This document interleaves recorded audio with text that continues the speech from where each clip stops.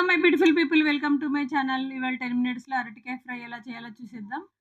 ముందుగా వీడియోలో చూయించిన విధంగా అరటికాయలను తీసుకొని పీల్ చేసి పెట్టుకోవాలి.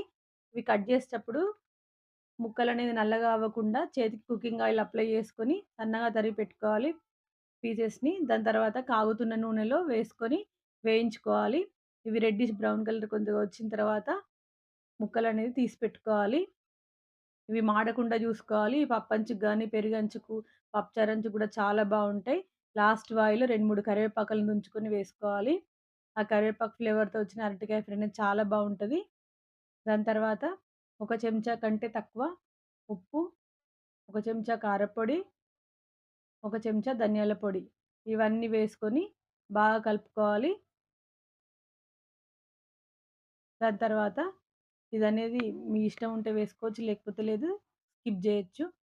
అదనేది నేను సాంబార్ పొడి ఇంట్లోనే ప్రిపేర్ చేసుకుంటాను. అది గూడా వేసి కలిపాను నేను. చాలా బావుంటుంది చూసారా 10 మినిట్స్‌లో అరటికాయ ఫ్రై ఎలా చేయొచ్చో. Bye guys.